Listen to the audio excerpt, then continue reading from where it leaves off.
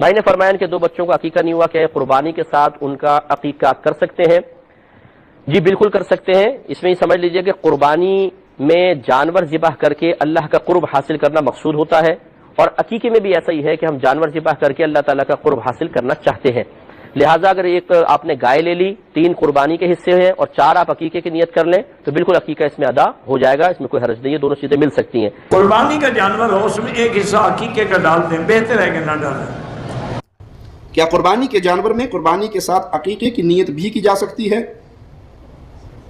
एक तीर से 2 शिकार नहीं हो सकते। कुर्बानी के जानवर को सिर्फ कुर्बानी की नियत से ही ज़िबा करेंगे।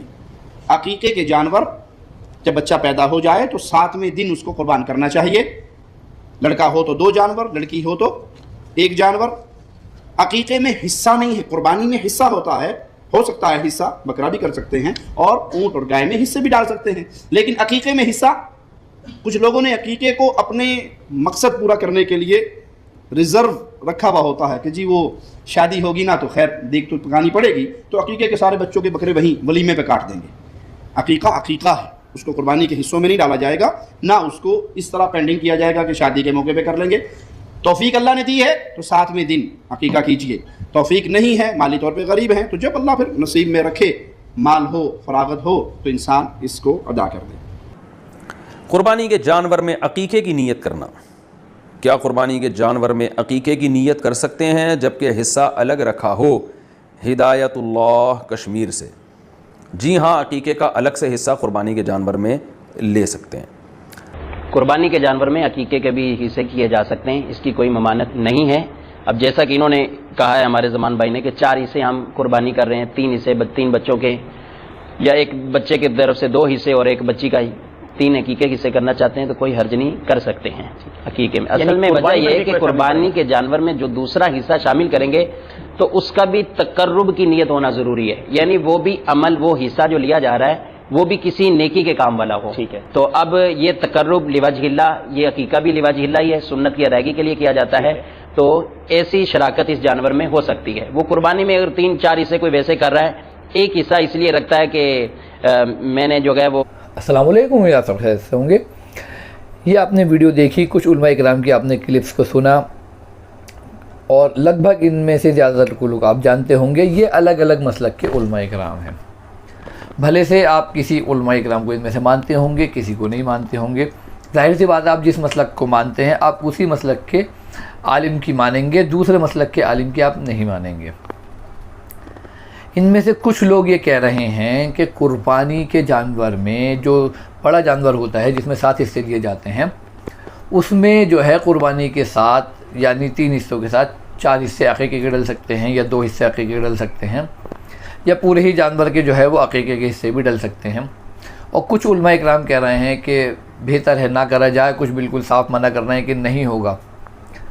तो अब सबसे पहली बात तो ये है कि इख्तिलाफी मसला हो गया और इजमाए उम्मत इस मसले पे नहीं था। अब जैसे टखनों से ऊपर पजामा है तो वो इजमाए उम्मत है, इसके ऊपर किसी का इख्तिलाफ़ नहीं है, हर आदमी कहेगा हाँ भाई इजमाए उम्मत है। इस तरह की बहुत सारी चीज़ें जो है वो, जैसे निकाह में इजाब व कबूल है तो वो इजमाए उम्मत है, तो आदमी ने कहा भाई मुझे निकाह कबूल है तो वो निकाह हो जाता है। बहुत सारी चीज़ें जो है इजमाए उम्मत होती हैं जिसमें इख्तिलाफ़ नहीं होता, जिसमें जो है किसी चीज़ की गुंजाइश नहीं होती कि कोई नई बात पैदा करी जाए। लेकिन इस मसले पे इजमाए उम्मत नहीं है, यानी कि जो कोई कुर्बानी का बड़ा जानवर ला रहा है और वो कुर्बानी की नीयत से ला रहा है और उसके अंदर अगर अकीके का हिस्सा डाल दिया जाए तो क्या अकीका होगा या नहीं होगा, सवाल ये है।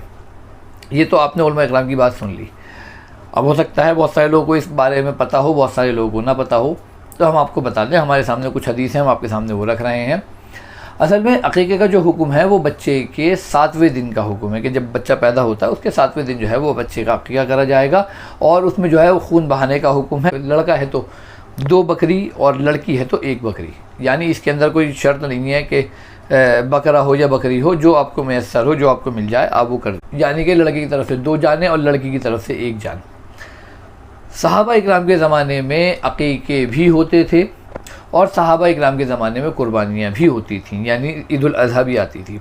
तो देखिए, ना तो कुरान में इस चीज़ का जिक्र मिलता है हमें, ना ही हदीसों में इस चीज़ का जिक्र मिलता है और ना ही किसी सहाबा के अमल से ये हमें जिक्र मिलता है कि किसी सहाबा ने बड़े जानवर में अकीका करा हो।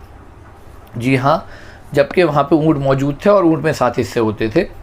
कोई कहेगा जी वहाँ पे गाय नहीं होती थी, भैंस नहीं होती थी, तो कोई बात नहीं, लेकिन ऊँट हुआ करता था। तो हमें किसी भी सहाबा के अमल से, यानी कम बेश 1.25 लाख सहाबा थे, अब उसके अंदर 50,000 या 25,000 या 10,000 तो ऐसे होंगे जो साहिब हैसियत होंगे, साहिब निसाब होंगे, जो जिनके ऊपर ज़कातें भी बनती होंगी, या 5,000 तो ऐसे होंगे, या 2,000 तो ऐसे होंगे जो कुर्बानियाँ भी करते होंगे। तो इन सहाबा में कभी इन्होंने कुर्बानी में बड़े जानवर में अकीके का हिस्सा डाला है, अगर हम ढूंढते हैं तो हमें नहीं मिलता।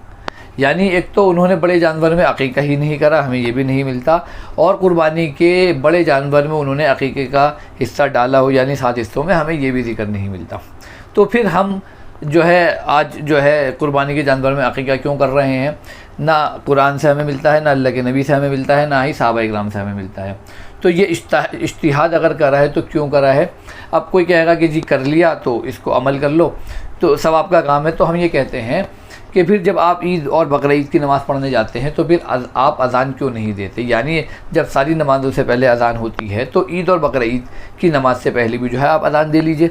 अब कोई कहेगा कि जी सहाबा इकराम के ज़माने में अज़ान नहीं दी जाती थी, तो हम ये कहते हैं अगर आप अज़ान दे देंगे तो क्या हर्ज है? यानी कि आप अज़ान दे लीजिए, सवाब का काम है।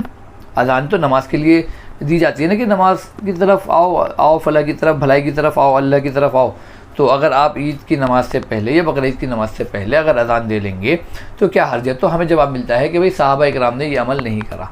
तो जब सहाबा इकराम ने अज़ान नहीं दी ईद की बकरीद की नमाज़ से पहले, और हम भी नहीं दे रहे, तो फिर जब सहाबा इकराम ने बड़े जानवर में अकीके का हिस्सा नहीं डाला कुर्बानी में, तो फिर हम क्यों डालते हैं? तो इसलिए जो लोग कुर्बानी के जानवर को लाते हैं, बड़ा जानवर लाते हैं, तो इस चीज़ से बचें कि उनके जानवर में कोई अकीके का हिस्सा ना डाले, वरना उस आदमी का अकीका तो हो जाएगा या उसके बच्चे का अकीका तो हो जाएगा, बाकी सबकी कुर्बानी ज़ाया हो जाएगी, वल्लाह आलम बिस्सवाब। क्योंकि हमें सहाबा इकराम से अमल नहीं मिलता। तो जब सहाबा इकराम से, अल्लाह के नबी से या अल्लाह से खुद हमें कोई चीज़ नहीं मिल रही, तो हम इज्तिहाद ना करें, हम जो है इस चीज़ से बच जाएँ, वही बेहतर है। उम्मीद आपको मेरी बात समझ में आ गई होगी। मेरी वीडियो आपको अच्छी लगे तो इसको लाइक कर सकते हैं। इसी तरह की मेरी वीडियो आपको मिलती रहे तो आप मेरे चैनल को सब्सक्राइब कर सकते हैं और मेरी वीडियो को आप सब अपने से शेयर कर सकते हैं। अल्लाह।